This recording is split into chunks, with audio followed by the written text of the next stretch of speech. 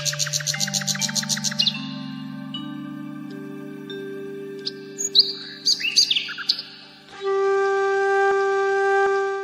തലമുറകളായി നിങ്ങൾക്കൊപ്പം PRS hospital. നമ്മുടെ ശശി തരൂർ അടിച്ചു കയറുകയാണ്. എന്നെ കൂടെ കൊല്ലൂ, അല്ലെങ്കിൽ കിൽ മീ ടു എന്ന് പാകിസ്ഥാനോട് പറയുകയാണ്. എന്നെ കൂടെ കൊന്നു കളയൂ, ഞാൻ ഇനി ജീവിച്ചിരിക്കുന്നില്ല, അല്ലെങ്കിൽ എന്നെ കൂടെയാണ് നിങ്ങൾ കൊല്ലൂ എന്നുള്ള നിലയിലൊക്കെയുള്ള സംഭാഷണം ശശി തരൂർ പറഞ്ഞു. ഇത് വെറുതെ റോഡിൽ പറഞ്ഞതോ അല്ലെങ്കിൽ ഫേസ്ബുക്കിലോ ഇൻസ്റ്റഗ്രാമിലോ പറഞ്ഞതല്ല. 59ഓളം രാജ്യങ്ങളിലേക്കായി 32ഓളം രാജ്യങ്ങളിലേക്കായി 59ഓളം MP-മാരെ മോഡി സർജിക്കൽ സ്ട്രൈക്കിൻ്റെ ഭാഗമായി സിന്ദൂർ ഓപ്പറേഷൻ്റെ 2ാം ഘട്ടം എന്നുള്ള നിലയിൽ ലോകരാജ്യങ്ങളിലേക്ക് അയച്ചു. അതിൽ നമ്മുടെ ജോൺ ബ്രിട്ടാസ് ഉണ്ട്, തമിഴ്നാട്ടിലെ കനിമൊഴിയുണ്ട്, അതുപോലെ തന്നെ ഉവൈസി ഉണ്ട്, ഒത്തിരി ആളുകളുണ്ട്. എല്ലാ രാഷ്ട്രീയ പാർട്ടികളിലെയും ഇന്ത്യൻ യൂണിയൻ, പിന്നെ നമ്മുടെ ET മുഹമ്മദ് ബഷീറുണ്ട്. എല്ലാ പാർട്ടികളിലെയും പ്രധാനപ്പെട്ട ആളുകളെയാണ് വിവിധ രാജ്യങ്ങളിലേക്ക് അയച്ചിരിക്കുന്നത്. അത് മോഡിയുടെ ഒരു നയതന്ത്രപരമായ ഒരു സർജിക്കൽ സ്ട്രൈക്ക് തന്നെയാണ്. അപ്പോൾ ഇതിൽ വിവിധ രാജ്യങ്ങളിൽ പോയതിൽ അമേരിക്ക ഉൾപ്പെടെയുള്ള രാജ്യങ്ങളിലാണ് ശശി തരൂർ പോയത്. ആ സമൂഹത്തെ പോയി അവിടുത്തെ സമൂഹങ്ങളിൽ എങ്ങനെയാണ് നമ്മൾ ഇത് കൃത്യമായി പാകിസ്ഥാൻ നമ്മെ തല്ലുമ്പോൾ, അല്ലെങ്കിൽ പാകിസ്ഥാൻ ഭീകരവാദം കൊണ്ടുവരുമ്പോൾ നമ്മൾ അവരെ കൈകാര്യം ചെയ്യുന്നത്? ശശി തരൂർ പറഞ്ഞത്, നിങ്ങൾക്ക് സമാധാനമാണെങ്കിൽ ഞങ്ങൾക്ക് സമാധാനം, നിങ്ങൾ ഞങ്ങളെ തല്ലിയാൽ ഞങ്ങൾ വല്ലാതെ തിരിച്ചു തല്ലും, ഞങ്ങൾ തല്ലിൻ്റെ ആളുകളൊന്നുമല്ല, ഞങ്ങൾ സനാതന ധർമ്മത്തിൻ്റെയും ഹിന്ദുധർമ്മത്തിൻ്റെയും അല്ലെങ്കിൽ ഞങ്ങൾ വിശ്വാസത്തിൻ്റെയും ആളുകളാണ്. പക്ഷേ ഞങ്ങളെ സംബന്ധിച്ച് ഞങ്ങളെ തല്ലിയാൽ, ഞങ്ങളെ ഉപദ്രവിച്ചാൽ ഞങ്ങൾ തിരിച്ച് തല്ലിയിരിക്കും.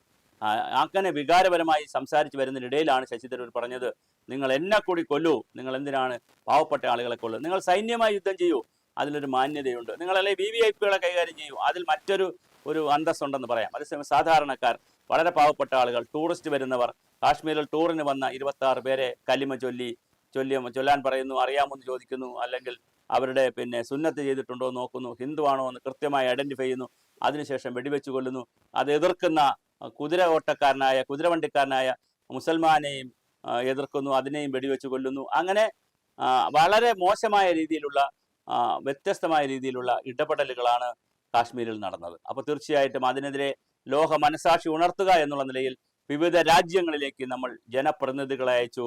അവർ വളരെയധികം സുദീർഘമായ സേവനമാണ് ലോകത്താകെ നടത്തി വരുന്നത്. നമ്മുടെ ജോൺ ബ്രിട്ടാസ് അദ്ദേഹം ഇങ്ങനെയൊക്കെയാണ് ബഹളമൊക്കെ ഉണ്ട്, മോഡി BJP എന്നൊക്കെ പറയുമെങ്കിലും ലോകരാജ്യങ്ങളുടെ ഇടയിൽ പോയി കൃത്യമായി കേരളത്തിലും ഇന്ത്യയിലും ക്രിസ്ത്യാനികളും മുസ്ലിങ്ങളും ഹിന്ദുക്കളും എല്ലാം ഏകോദര സഹോദരങ്ങളെ പോലെ കഴിയുകയാണ്. ആ നാടാണ് ഭാരതം, ഇവിടെ അങ്ങനെ ആരെയും വന്ന് കുത്തിത്തിരിപ്പൊന്നും ഉണ്ടാക്കാൻ കഴിയുകയില്ല എന്നുള്ള വലിയ സന്ദേശമാണ് ലോകത്ത് കൊടുത്തുകൊണ്ടിരിക്കുന്നത്. അപ്പോൾ ശശി തരൂരായാലും ജോൺ ബ്രിട്ടാസ് ആയാലും ഉവൈസി ആയാലും ആരായാലും ലോകത്തിൻ്റെ മുന്നിൽ പാകിസ്ഥാനെ തുറന്നു കാണിക്കുവാനുള്ള അവസരം നന്നായി ചെയ്യുന്നു എന്നുള്ളത് ഏറ്റവും അഭിനന്ദനാർഹമായ കാര്യമാണ്.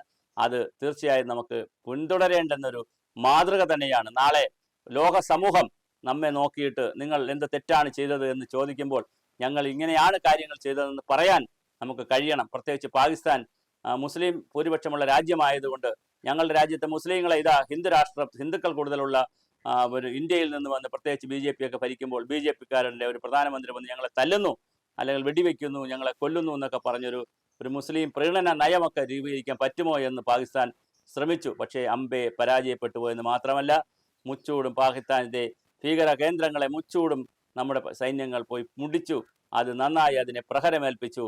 അതിനേക്കാൾ വലിയ പ്രഹരമാണ് ഇപ്പോൾ പാകിസ്ഥാൻ കിട്ടിക്കൊണ്ടിരിക്കുന്നത്. ആഗോള സമ്പദ് വ്യവസ്ഥയിൽ, ആഗോള രാജ്യങ്ങളിൽ പോയി, വിവിധ സ്ഥലങ്ങളിൽ പോയി നമ്മുടെ പ്രമുഖരായ MP-മാർ ഈ കഥകൾ പറയുന്നു. തീർച്ചയായിട്ടും ലോകത്തിൻ്റെ മനസാക്ഷി ഭീകരതയ്ക്കെതിരെ ഉണർത്തുന്നതിൽ ഭാരതം ഒരു കാലഘട്ടത്തിൽ ചേരിചേരാ നയവുമായി ഭാരതത്തിലെ ആളുകൾ നെഹ്റുവിൻ്റെ കാലത്ത് ലോകത്ത് സഞ്ചരിച്ചിരുന്നുവെങ്കിൽ ഇപ്പോൾ ഞങ്ങൾ സമാധാനത്തിൻ്റെ ആളുകളായി, സമാധാന ദൂതന്മാരായി, ഭീകരവാദത്തെ അത് ആഗോളതലത്തിലായാലും പാകിസ്ഥാനിലായാലും എവിടെയായാലും ഭീകരവാദത്തെ എതിർക്കും, ഞങ്ങൾ അതിൻ്റെ കൂടെ ഇല്ല, ഞങ്ങൾ സമാധാനത്തിൻ്റെ ആളുകളാണ് എന്ന് പറയുന്ന വലിയ സന്ദേശമാണ് ലോകത്ത് കൊടുത്തുകൊണ്ടിരിക്കുന്നത്. ശശി തരൂരൊക്കെ അതിന് വളരെ നിർണായകമായ കാര്യങ്ങളാണ് ചെയ്തുകൊണ്ടിരിക്കുന്നത്.